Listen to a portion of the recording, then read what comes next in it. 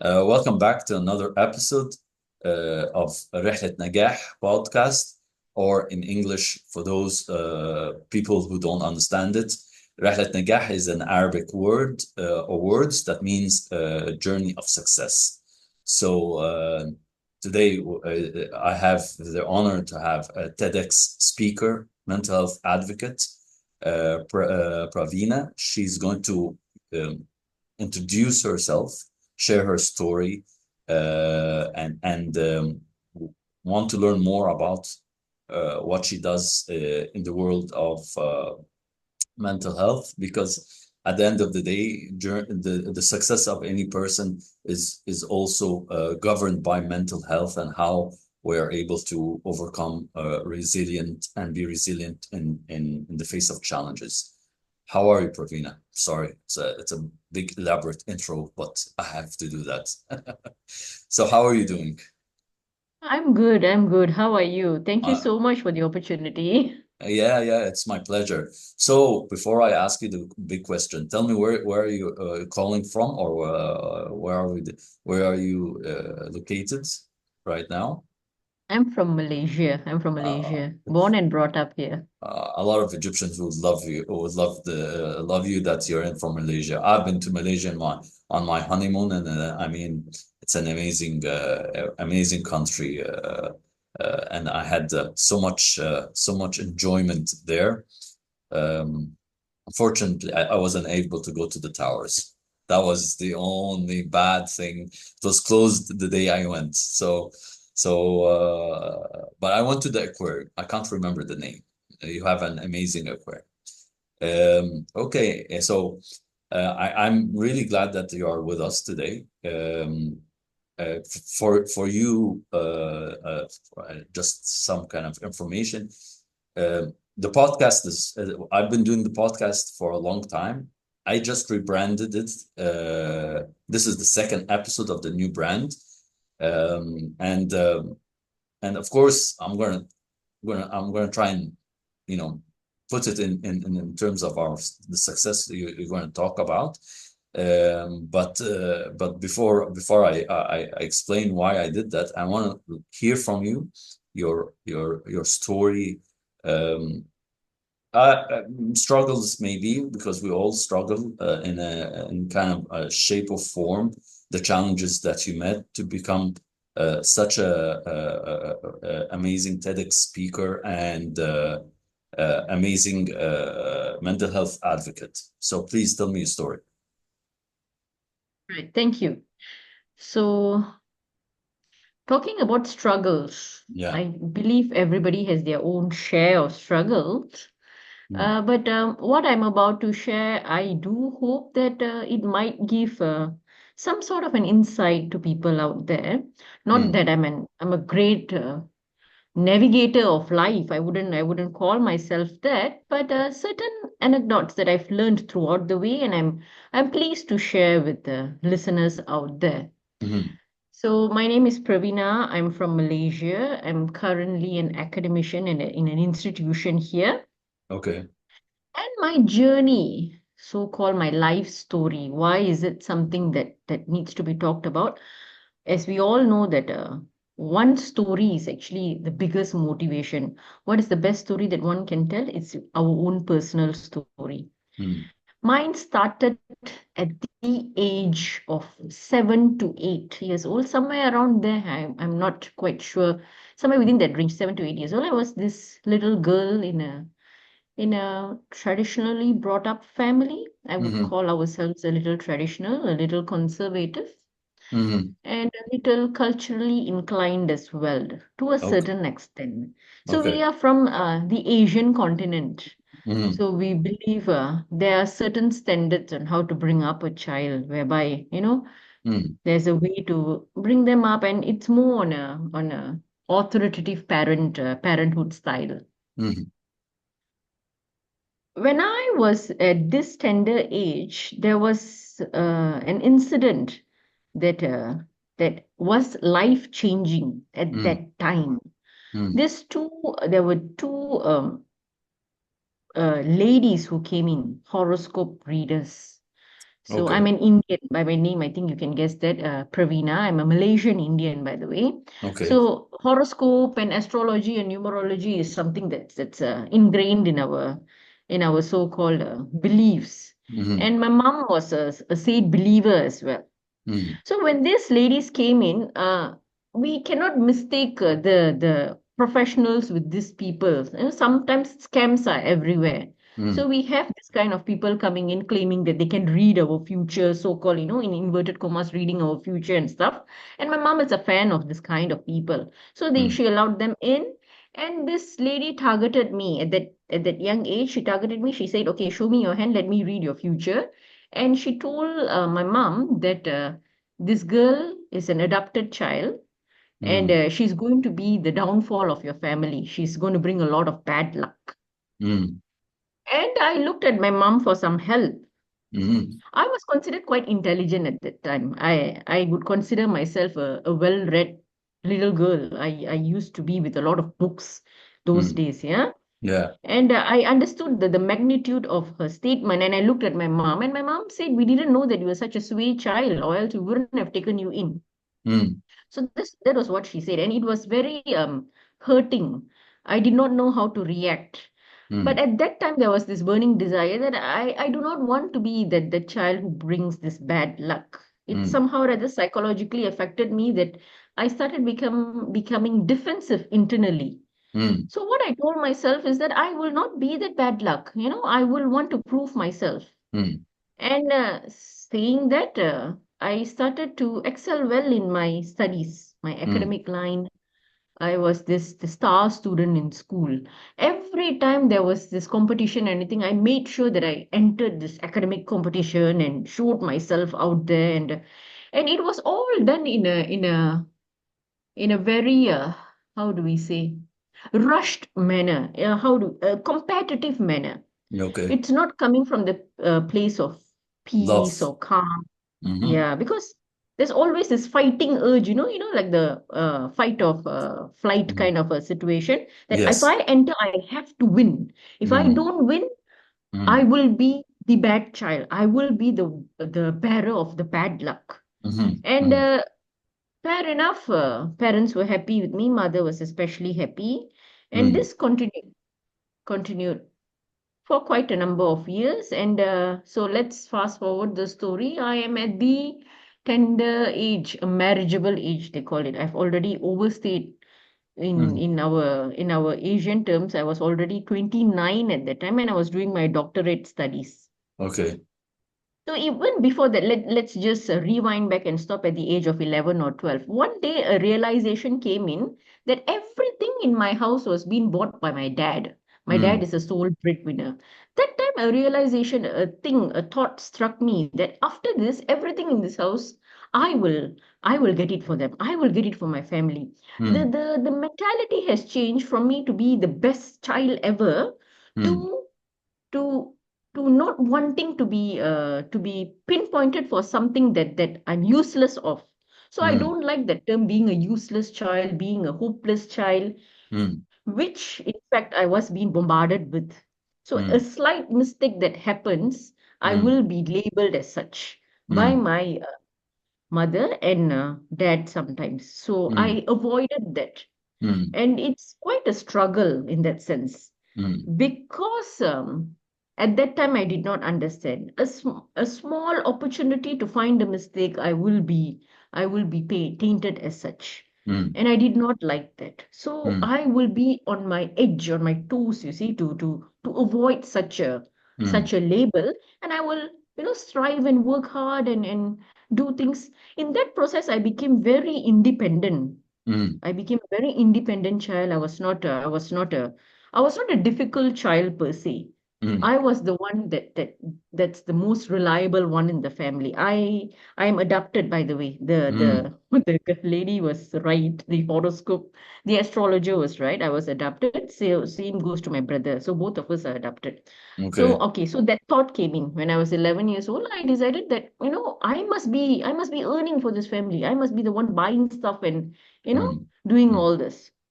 So at the age of 29, I was in this marriageable age, and that phase was actually a horrible, horrible.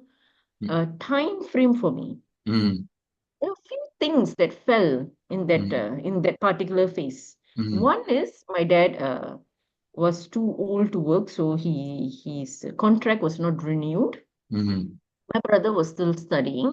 I mm, was doing my doctorate studies, and there was a need for, to support the family and stuff. And I mm, told them, no, I will do it. It's okay. I can do my doctorate and I can also earn. mm. So I was in this mode of going and finding all sorts of part-time job opportunities while doing my doctorate studies and my research late up to midnight to come up with research papers and all that. And that phase was me working daytime and Mm, studying at night. And mm. I was admitted to University of Malaya. I was this high impact scholar. So we were required to produce some high impact papers. So that was not an easy journey as well. Yes. However, during this phase, Mm, there was quite a number of things that I was doing. I was a real estate agent, I was an insurance agent, I was a medical surveyor. I was mm. also a home tutor. So that finally stuck with me. I actually can teach in that explorative phase. I Okay. finally found that I can actually Okay. teach someone. All right. Yeah. Yeah. So in that time it was quite a terrible phase. And also they were looking for an alliance for me, for a groom. Okay. Okay. So let me ask you, I don't think, when you talk about culture and societal norms in Asia, where I come from, I'm from the Middle East, from Egypt in particular, and of course, no, we don't consider ourselves Arabs or Africans. I mean, it's a very difficult description of who we are.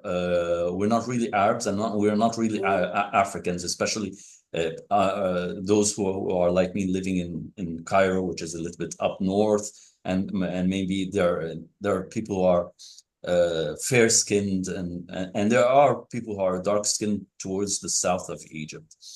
But we also have those, cultural norms and things that we must do and we have to do, um, and sometimes I find it really unfair that if I'm in a family and I need to bring food for the family, for my father and mother, it is, it's unfair because at the end I am sacrificing my happiness or my career for them.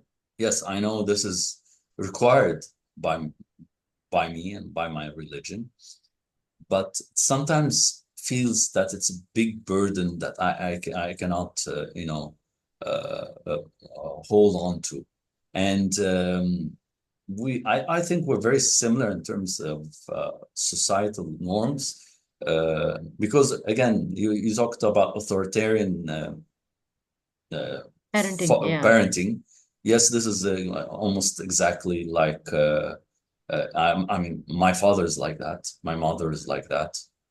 I'm with my sons now. It's a totally different concept because it's a totally different generation with a lot of internet information, and they understand their rights. They understand what to do. So you cannot act authoritarian with them because you can they know the answers.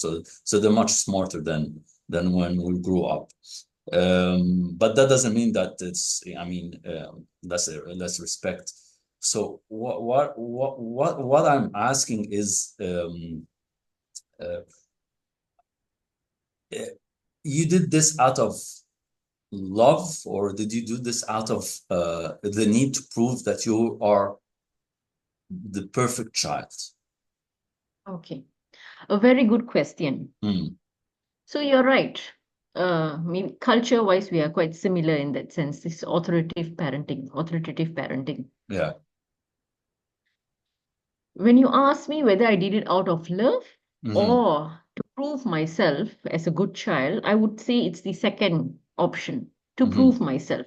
Mm-hmm. Simply because when you do something, yes, it is a necessity for us to, if the family needs help and we are in a position to do something, we have to do it. It's It's also part of the culture and things like that.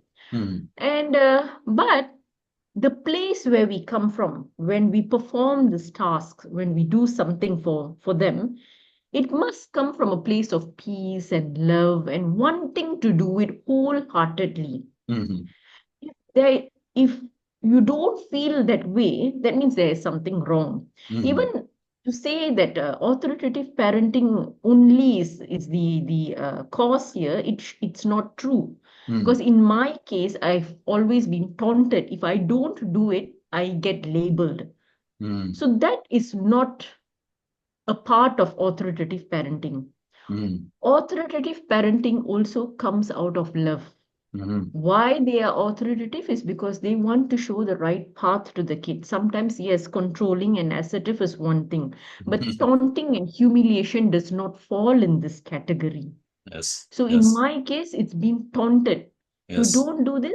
Example, you get a call one day because you did not do something, Mm, and the label is we always know that you are a useless child. There's okay. no way that we can actually trust you with anything. Mm, Upon doing all this, mm, you still get labeled. Why? Because you have to, the need for the parent to keep the child under their control.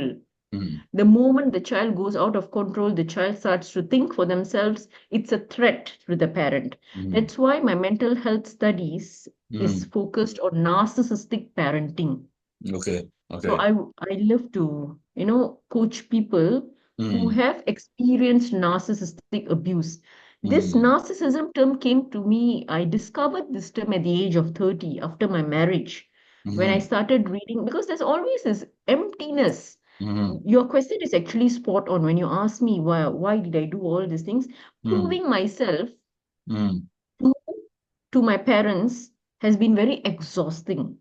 Yeah, of course, because no matter where you're going, how you prove it, you will always be still less than that. But let me ask you Exactly. this question, because I think a lot of people who are listening might not understand what's narcissism, but I may have some confusion. Say, for example, my oldest son, I tell him, "You're irresponsible. I can't trust you. You're." I'm still labeling him in a way that mentally and emotionally he will not really trust me in a way. But sometimes I have to say that because there are certain acts they do and they're at their age that really shows that they're not ready to take responsibility, even though they claim they want to be responsible. But sometimes there are acts, and you need to teach your children that way. And it's been very, been a very difficult path. And you said that the authoritarian way is always to give them the right path to take on. And I agree. My father always told me, I give you a piece of advice so that so you don't go through the same experience. He always says that word in Arabic. And because I'm a very stubborn person by nature, and I really want to do something that is not according to his wishes, I take that path. I do it, and then I realize after like maybe 10 years or so, yeah, you were correct. I shouldn't have done that because yes, they do want to help us, and I try and do that. It's out of love, but at the end of the day, everyone has to go through their own journey and failures. Because without that, if life was that simple, Praveena, it was that simple, no one would have been struggling. I don't think so. But um, what I'm asking is, uh, you're trying to reach a certain point for your parents to be, proud of you or achieve. You want a certain achievement. Sometimes we are personally, on a personal level, we are narcissistic to ourselves. That's my question. We are narcissistic to ourselves. And I had a really interesting guest. she told me about an idea called the drama triangle. Have you heard about that? The The drama triangle. dramatizing, No, triangle. dramatizing, is it? No, no, drama Drama triangle. No, I've triangle. not heard about that. Okay, so Yeah. there are three characters. There is the victim, the prosecutor, and the rescuer, and we Mm-hmm. all play those three different roles differently. And so I'm a victim, and then I persecute myself. So I become a narcissist towards myself, that I'm not good enough, that I'm bad, that I'm maybe overweight, that people don't love me. So I try and, make myself better. And there's the rescuer who is trying to, rescue that person, saying it's okay. I mean, it's okay. Just accept who you are, accept your feelings. So the question is to you, you talk about parents, but have you ever thought about narcissism in terms of the self of you? Yes, yes. Yeah. Very good question. So, in my study of narcissism, narcissism is actually a spectrum.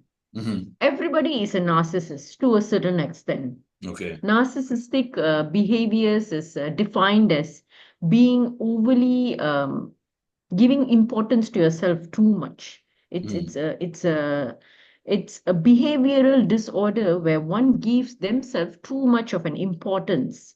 Okay. And there are four types of narcissists: grandiose, we Mm. have a covert narcissist, we have a malignant narcissist, we have a passive narcissist. Quite a Mm. number of terms have come out this past few years. Okay. Mm. So, in terms of me, Mm. whether I felt whether I was a narcissist or not, I was playing the victim in this whole scenario. Mm. For me, throwing a pity party for myself was something that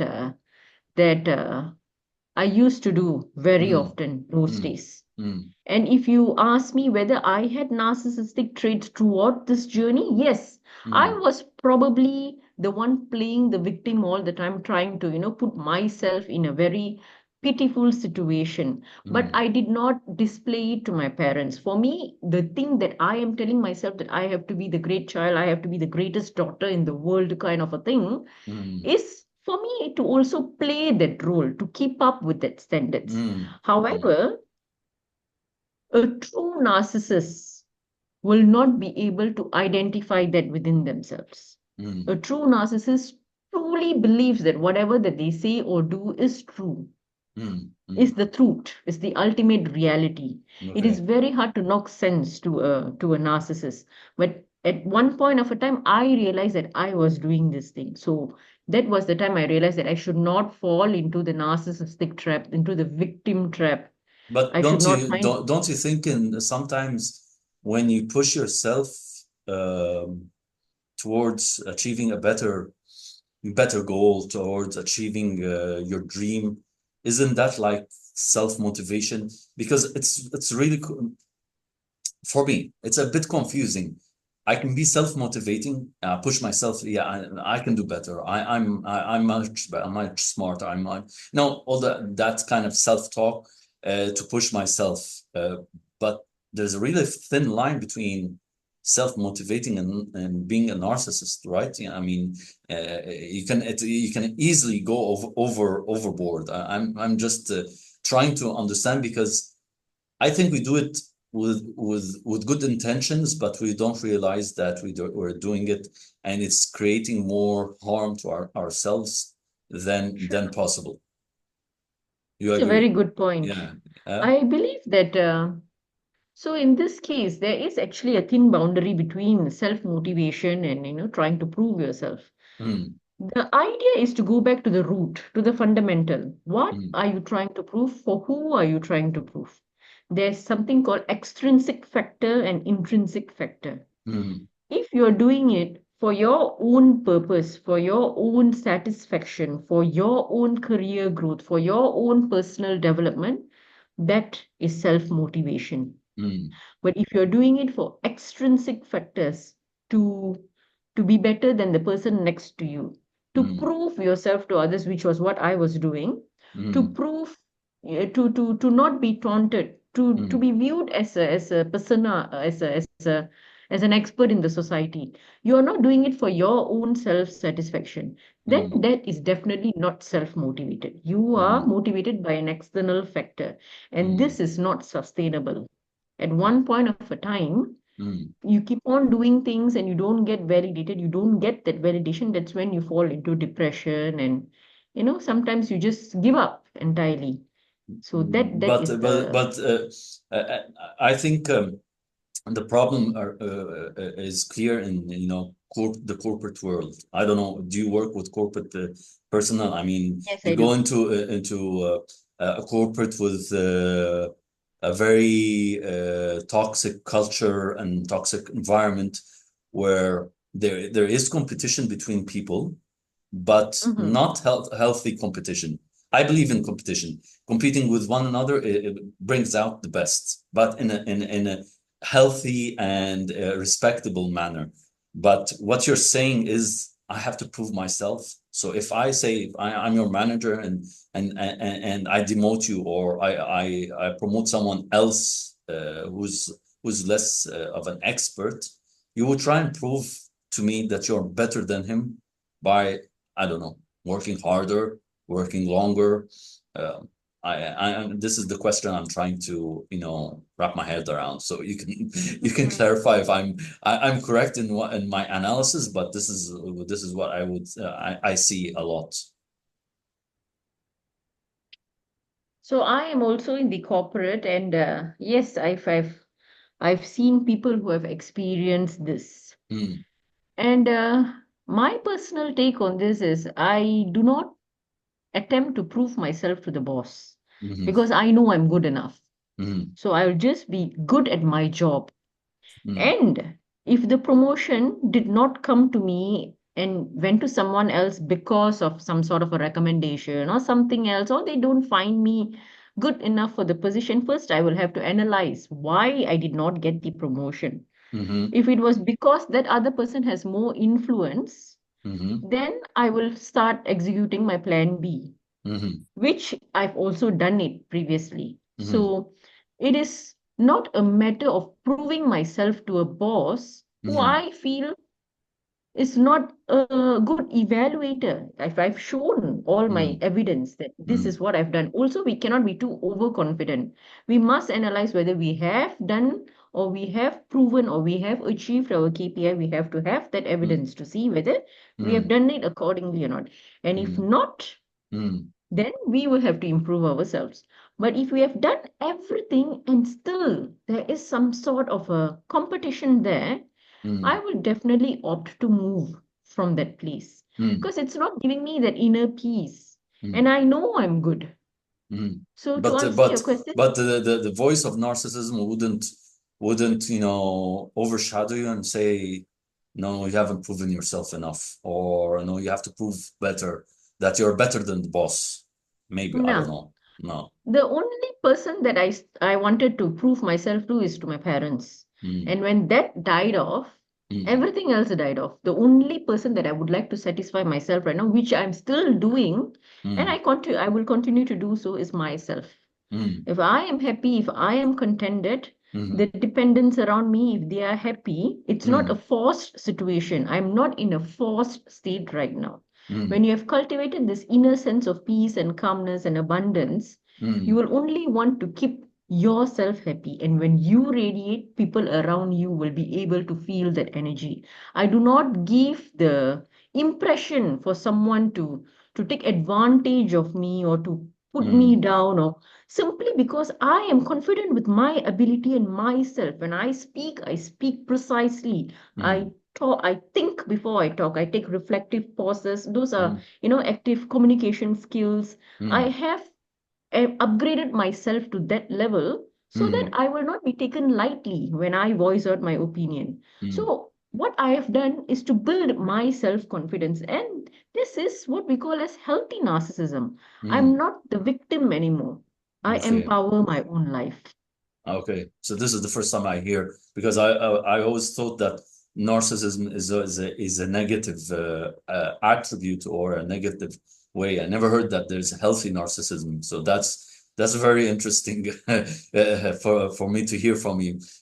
So what kind of advice or tips do you give for parents who are narcissists? Because definitely through your journey, you're trying to avoid the mistakes your parents fell in by treating you that way and showing other parents that when you treat your child that way, no matter how old you are, or parents will be always parents, but um, show them that this eats up in your self-confidence, eats up in your self-image. So what are the tips? Do you is it easy to change their mindset, or does it take a lot of work? Throughout my coaching career, I've never come across parents who are narcissists who wants to get out of it. Mm, I've come across children, adult children of narcissistic parents mm, who still trying to come out of the loop. mm, So to future parents, I would not just to make this situation clear. mm, Parents who are narcissists, who have adult children, it mm, is almost impossible to get them to reframe their thinking structure, and simply because they will not reach out for help. mm, They because it's already ingrained in them, for quite some mm, time, that what their ways are right and things like that. mm, I have only come across adult children of narcissists, someone like me, who have mm, undergone this abuse, think that there's something wrong in their life, but they do mm, not know what is it. mm, They usually approach me. And these are the people that I can actually sow these seeds on. If you are in this ripe age of being a parent, mm, what you need to do to not become, or to not let your child experience the trauma that you have gone through.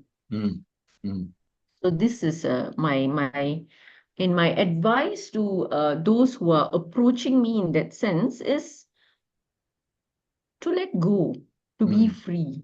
mm, Narcissistic parents, the main thing is that they want to instill whatever that they have. They want their child to be like their mini self, yes. control. Mm-hmm. So that's where this emotional manipulation, this blackmailing, this victim playing, this guilt tripping, Mm, all this comes into the picture because they want to be constantly in control. And mm, being a parent is not necessarily the person in control. yeah, yeah. It's not something that is compulsory for you to control your child. Yeah, I also wanted to So ask this is you, what I would advise those future parents yeah, I wanted to ask you, who so should, have undergone narcissistic. okay, uh, hold on, the internet is, can you hear Yeah, it me? was Yeah, lagging. yeah. So I wanted to ask you a Yes, question. I can. Okay. So should we stop telling our children that you're not good enough, or look at your cousin, he's doing better than you? Is that a narcissistic attitude also? Because we sometimes do that. I do that, and I'm being very honest with you. I do that uh, unintentionally, but sometimes I think I want to motivate and push them to be better than their cousins, their brothers. So is that do you think that's a narcissistic attitude?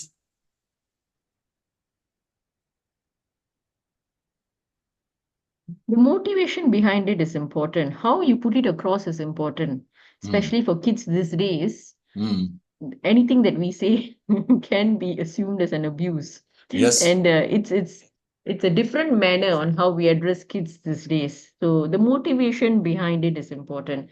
Constant taunting and humiliation will not work with kids these days. I think they will just be more rebellious. Yeah. Yeah. So Yeah. there are ways to work with them in that sense. How would you like to see them grow? Instead Mm, of taunting them or humiliating them or comparing them with others, try to work on their own self, personal Mm. development. I think nowadays I've heard parents saying that if they say your cousin is better than you, then the child will say, just go and adopt my cousin. You don't have to be my parent.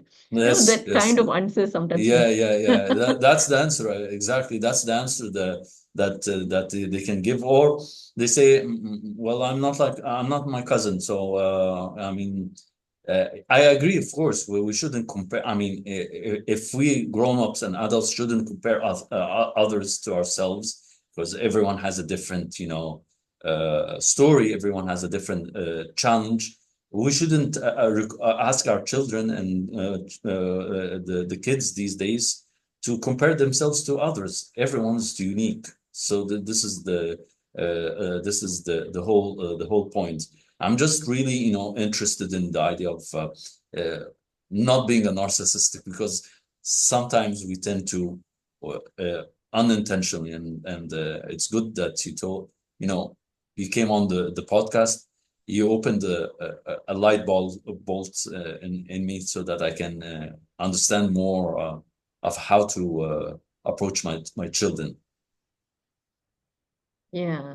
So the main thing is the need to control. That should not be there. Yeah. At Mm. once or twice when you guide them and you see that their path is going somewhere else, as long as it's not a negative path, maybe they're more creative in their way of Mm. expressing things. Maybe we should just let go and be Mm. it.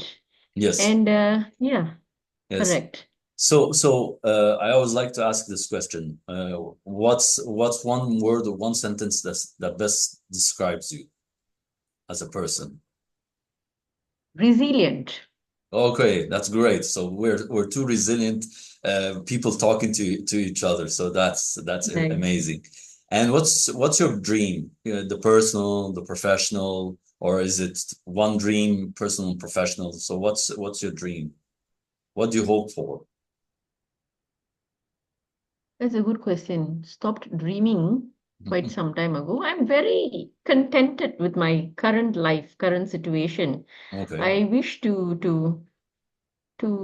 be in this manner, to grow myself in whatever way possible, but to Mhm. do it with in a place of peace and contentment.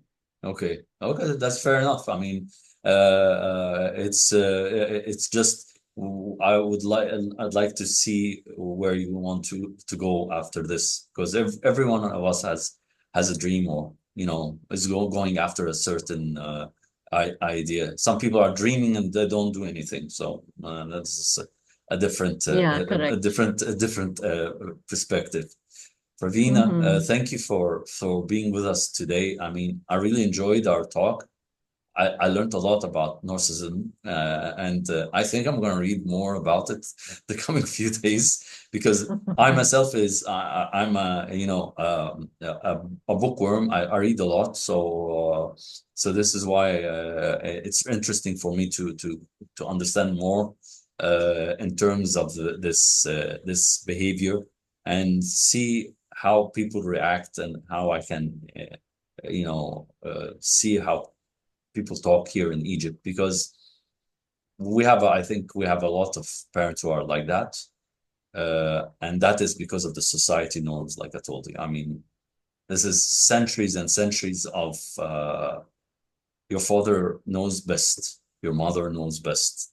You don't say your opinion at all. Your opinion is not welcome, but no one's going to listen to you. Who are you to say what we do? So this has been there for centuries. I mean, I'm not saying years, no, centuries, because this is how it has been.